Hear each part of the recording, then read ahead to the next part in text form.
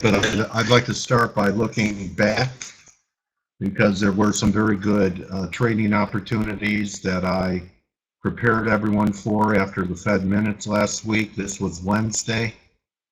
After the Fed meeting, the minutes, not too long after our webinar Wednesday, I said that the dollar rallies, look for shorts in the yen. We had a nice stop hunt over that 2360 level. It was well over 100 pips there. The euro reversed. The Swiss reversed a little bit, and we had nice reversals in USD CAD. So that call was definitely correct. So I hope you guys were able to take advantage of it.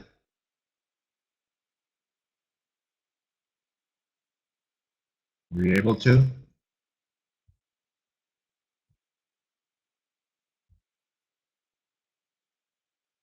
Give me a Y if you were.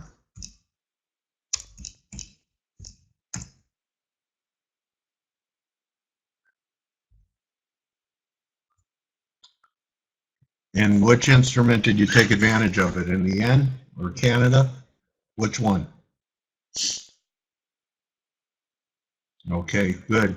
100 pips. And the euro? Everywhere. Did I help you come up with those ideas? Were you well prepared? Okay, well then, mission accomplished. So I was going to say to people that missed it, they're going to have another opportunity to do it again, because here we are. We had that 2-day break, so it's a nice scalp.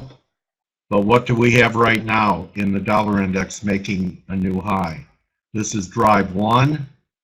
This is drive 2.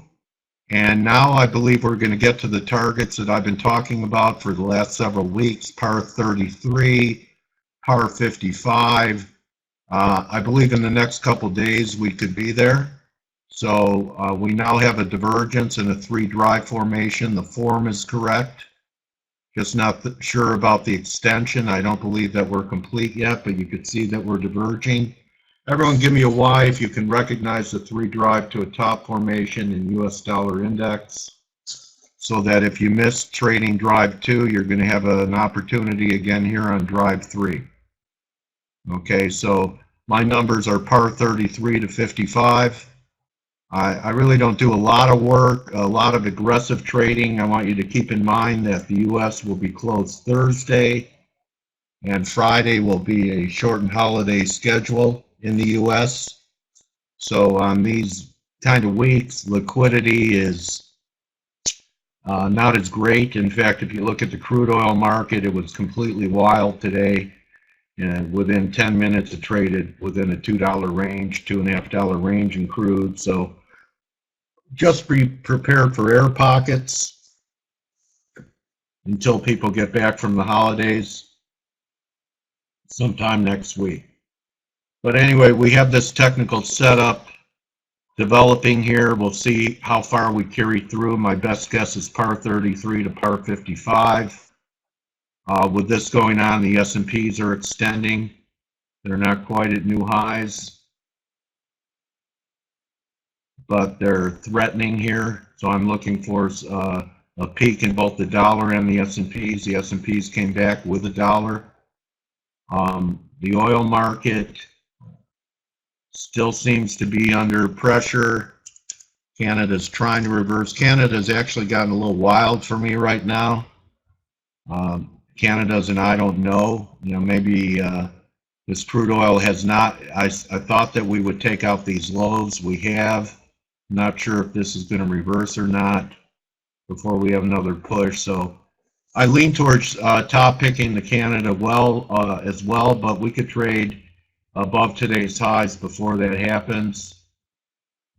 What's really lagging is US dollar yen, with Canada taking out last week's highs. US dollar yen hasn't. And the other thing I want to point out, with Euro USD making a new low, if you've noticed, US dollar Swiss has not. Give me a Y if you notice that with the Euro making new lows, US dollar Swiss has not. Okay, give me a Y if you've noticed Euro has made a new low And Euro GBP has not. It has not made a new high yet either with the Euro. It should have been at new highs. And it's not yet. I'm not saying it won't. But Euro GBP has not made new lows with Euro making new lows either. So to me, that's at least an early warning signal about being careful about aggressively pushing the long side of the dollar here. Give me a Y if you understand that. The Swiss had been making higher highs before the Euro was making lower lows, all the way up and all the way down. I'll show you when I get to the Swiss. So gold, I still think gold has another shoe to drop. I'm still looking for this 1050 range in gold. And I did give a good buy spot in the Aussie last week. It was good for a few hundred pips. So here's gold, still acting weak. I think there could be another $15 to the downside or so. I'm looking for about 1052. We are beginning to diverge in the gold. And then taking a look at the TLTs, which with the dollar making new highs, I have to ask myself what's wrong with US dollar yen. Why isn't it making new highs? Doesn't mean that it won't attempt it, but it's definitely lagging. Euro's making new lows, USD CAD's making new highs, USD Swiss is close to making new highs, and US dollar yen is still about 70 pips off the high. So right now, US dollar yen demonstrating relative weakness in the dollar pairs. Give me a Y if you see the same thing.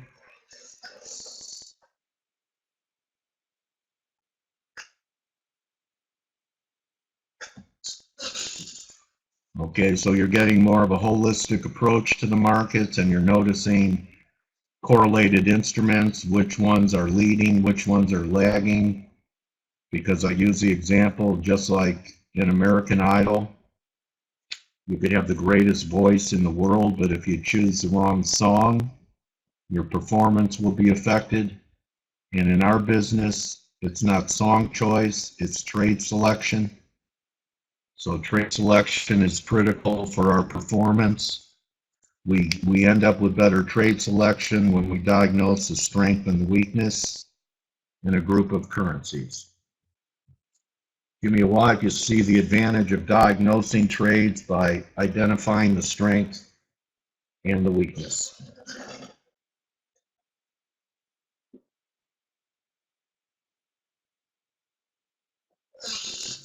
Okay. So let's move on to our instruments now, starting off as we always do in Euro USD. So this was the Fed last week. I talked about having divergence. I thought we'd go 580, but we went to 106.16. That was one of the targets. Had a nice little ABC there.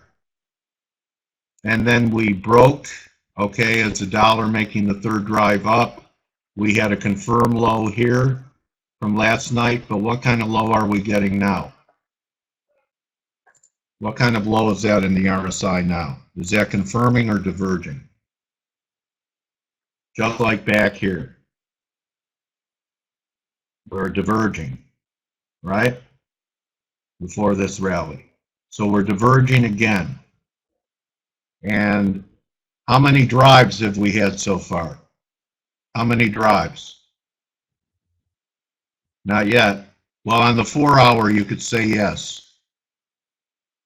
On the 4 hour, you could say yes, and we're still diverging on the 4 hour. On the 1 hour, I'm counting this as drive 1 and counting this as drive 2. Here's the look. So we could get a bounce from here to correct this recent 2-day decline, and then decline one more time towards 105.80, 105.50. So I like to look for how many divergences are my ideal. Just one above 30 or two? I'd rather see two. So that's if you're trying to be perfect. Otherwise, I think that this is a bottom developing here. And what I wanted to show you was Euro made a new low, right? We took out this low. We took out this low. But look at Swiss. Has Swiss taken out this high? No. With the Euro making new lows. So there is still potential for one more high in the Swiss. This was the call last week. It worked pretty good for about 100 pips. But here we are again with the potential. And I want to point this out. This high right here is commensurate with the Euro low right here. Euro has made a new low. US dollar Swiss has not made a new high. So what message are you getting there? What market message are you getting there? Swiss isn't confirming the Euro weakness, is it? The Swiss is not confirming the Euro weakness. So it's going to take another Euro low, maybe to 105.50 or so, for us to get the third drive up here in Swiss. Just like we're looking for 3, just like we're looking for 3 in the Euro. We're going to look for 3 here off this high. And off this high. And see what it looks like up around 102.30, 102.40. Maybe we come off again. Now, just like I said before the Fed minutes last week, and I said, you know, you can probe it here. We may not get a new low. You have a piece on, and then you react after the Fed. It didn't hurt you to have a piece on before the Fed minutes in here, right? So, you know, probably wouldn't hurt you to have a piece on in the Swiss up here, just in case we don't make a third drive. But I think there's a decent probability that'll happen. What I like about this RSI reading on the 1 hour is that it is below 70 right here, and then we diverged under 70 right here. So if we had one more push up and we stayed under 70, that would be a pretty clean 3 drive on the 1 hour. It'd be a pretty clean 3 drive on the 4 hour. And so we're not even close to this high, 102.19. And this high was made on the 18th of November. Where was the Euro on the 18th of November? Right here. So you see, the Euro's taken out the lows by plenty. With the Swiss beginning to lose upside momentum, to me, there's a market message in there. Give me a Y if you get it. The other cautionary sign, and I'm not saying they can't try and trash Euro pound one more time, you know, because this move has been basically sideways. So if they want to, they could take it down to 69.60 again. I'd buy it down there if that happened. But still looking for some type of bottoming formation.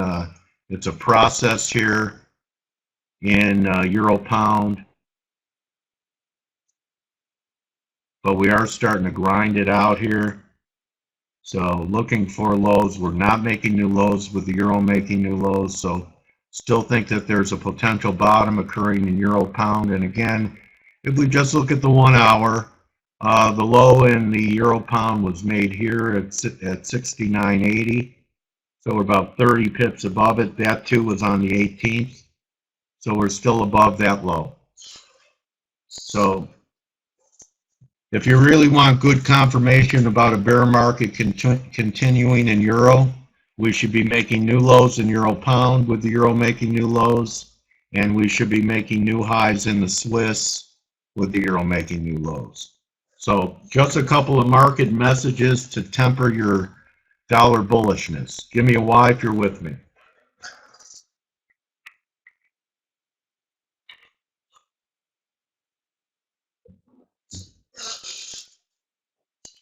Okay, moving over to pound dollar. I had this line drawn well before it got there. I had the potential of a third drive line. I was talking to everyone saying that I think we could try 53. And last week, a lot of you guys probably thought I was crazy looking to short the pound, which was a strength, and fade the dollar at the same time. You know, look for a dollar peak, which happened in yen, which told me the guppy was a good short. But look at this in the pound. We went right to my 61.8 level third drive line came in at 53.14. We overshot it by 20 pips, but this was another good call. I gave you 53.13 for a sale in pound dollar. That was good for a couple hundred pips. Anyone take it? That was also part of my premise of looking to buy euro pound, that the pound would begin to demonstrate more weakness than the euro. Although it's not at new lows yet, it takes time to turn a battleship. But I drew this line before we got here. In fact, probably Monday of last week, I drew the 3 drive line. It took it out by 20 pips, 18 pips, exactly 17 pips, but reversed off it. So the pound still looks heavy to me because I still think euro pound is going to turn. I'd sell retracements in the pound. So if I'm bullish euro pound, even though I think there is a possibility of one more flush, if I'm looking for a bottom in the euro pound, what's my preferred long when I'm fading dollar strength and I'm looking for the dollar to move lower? What's my preferred long if I'm bullish euro pound? I'll give you a hint. That's right, it's a euro. And if I'm right about euro pound, what's my preferred short to sell on strength? I'll give you another hint. That's right, the pound. So that's right. So the dollar weakens. I think the pound could be sold. I still think we're going for these lows here. What kind of low is this in the pound? And I pointed that out last week. That was one of my reasons for bearishness in the pound. That's a confirmed low, right? Which implies, and I said, well, you know, you have a confirmed low, that's worth money. That means we could see another low. So as a trader, I'm looking for retracements to sell. I talked about confluence at 61.8. I still think we're going to take these lows out. Give me a Y if you're with me. Sell rallies in the pound. Any questions on cable? You recall the forecast in the 3 drive line from last week? Give me a Y if you do.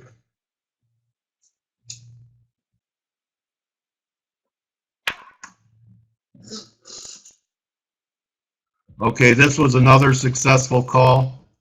I was telling people to be patient, be patient, be patient, that we needed to take the buy stops out in US dollar yen over 23.60 and to have a divergence on the 4-hour in US dollar yen. Yes. I'd sell rallies. I'm right about euro pound. I prefer to sell the pound on strength when I think the dollar is going to rally again. I don't just do it automatically. So it's based on my view of the dollar. So I'm looking for a dollar top, right? But after that dollar top, there'll be dollar rallies again. And my preferred short will be the pound in those conditions. So let's move on to the yen. This too was an accurate forecast. I was telling people to be patient all week, that we had confirmed highs in the yen, that I was waiting for at least one more to take out the buy stops over 360. And that's exactly what happened after our webinar last week. We took out the buy stops over 60. I gave you a sell zone of about 380. It was 5 pips short, but you had a nice trade from there. Very nice trade from there. About 140 pips. So we had divergence on the 1 hour into the Fed minutes as well. I had this line drawn. This was a good trade. So what's a little bit surprising to me is with the dollar at new highs and with Canada pressing the highs, with the Swiss pressing the highs, Look how weak the yen is. So my discipline says I should probably wait for a third drive up here, and that would come in around 124.09. But the action's so much weaker. I mean, look at here's US dollar yen, 4 hour, right? We made our high after the Fed minutes. Here's US dollar Swiss. We've made high, we've challenged the highs, which we haven't here yet, right? We're still 80 pips underneath it. And then here's Canada, which has taken out those highs. So I called a few breaks in Canada last week, this one, then I said sell it. After the Fed minutes, I didn't think we would make a new high. That too was a decent scalp, but the point I'm trying to make is look how much stronger Canada is and Swiss is compared to the yen. These are all 4-hour charts. Which one's the weakest? Last week it was the Canada. What is it this week? That's correct. So that's going to be your preferred short. So maybe we don't get 3 drives. Maybe we just get a failing rally here, but be on the lookout for shorts in US dollar yen.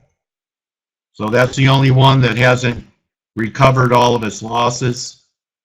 So if the dollar spikes up to par 55 and say we're only here at 340, we're not at new highs, I would look to short it. Give me a Y if you're with me.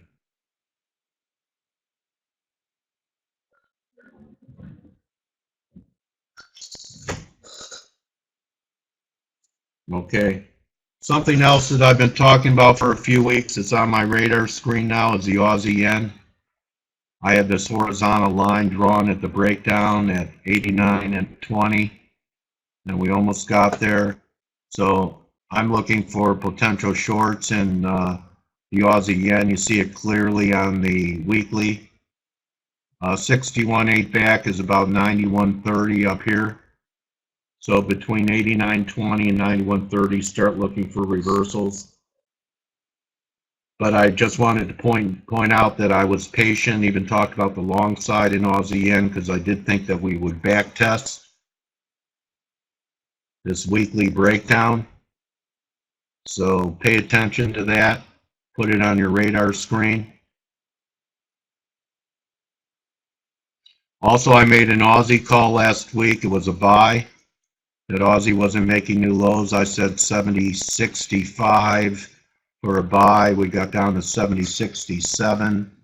So that was close enough for government work. So we put the low in after the Fed minutes. And this too was good for 150 pips. Big trade. Now looking for a pullback as the maybe to the breakout back towards 71.23 as the dollar makes a new high. But the Aussie's acting pretty good, don't you think?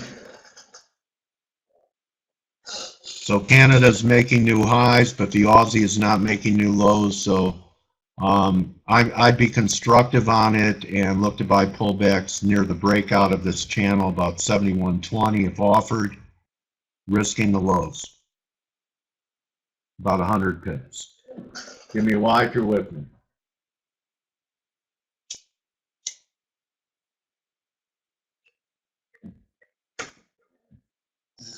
Canada's gotten a little bit kind of wild for me in the last few days, the way crude is trading. So we did diverge on the 4-hour here up at this high. I'm sure we took out many stops. I don't know if we made a new high for the move. The high was 455. So we failed to make a new high by 20 pips. But on the 1 hour, it did kind of confirm. So I'm just going to sit back and see if we could get one more shot up. I'd really like to see it take out the highs, this high up here. Maybe head up towards 35 or so. and the RSI on the daily stay underneath.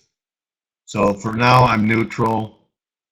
I would gauge Canada's sales off the dollar index maybe being par 55 or so.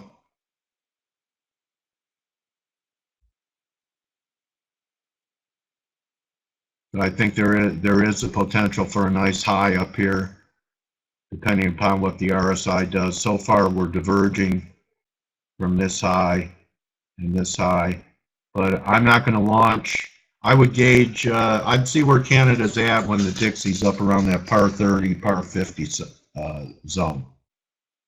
Okay, and maybe you time Canada top with a nice pullback in Aussie to those levels that I gave you and see where Canada's at that time. And perhaps if that's your poison, you go ahead and do it then. Does that make sense? Give me a Y if it does.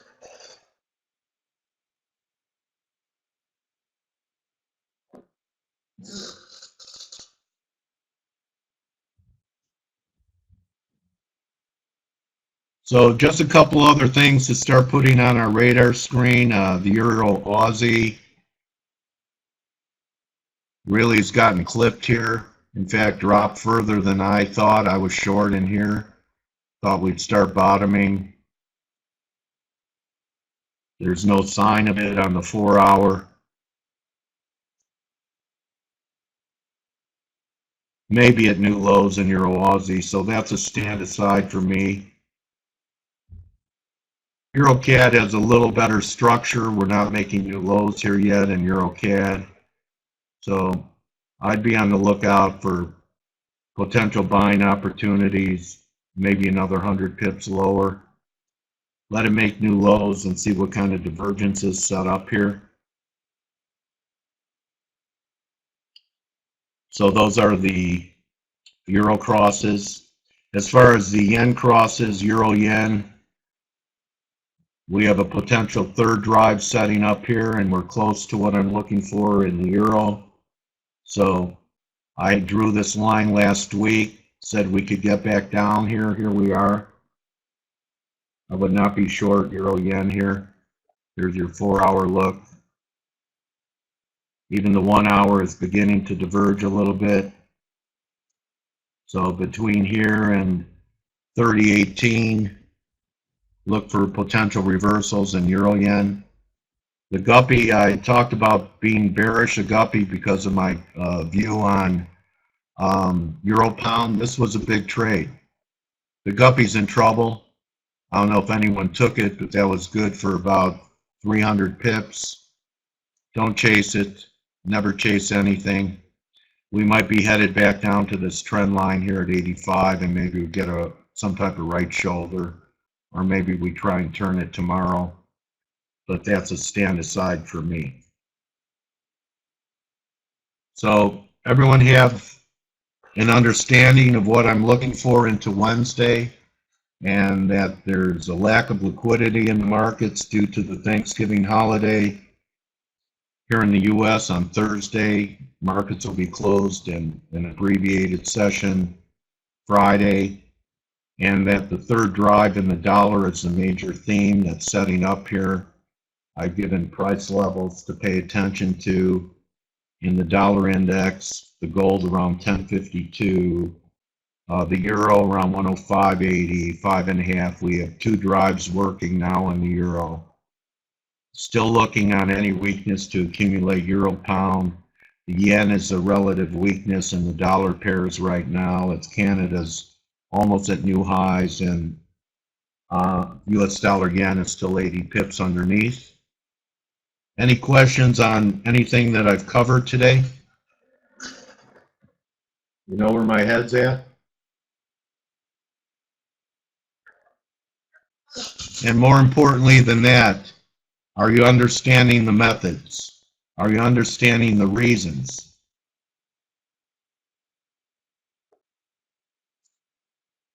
Let me take a look at the Kiwi. Kiwi looks okay. Maybe get an ABC up here.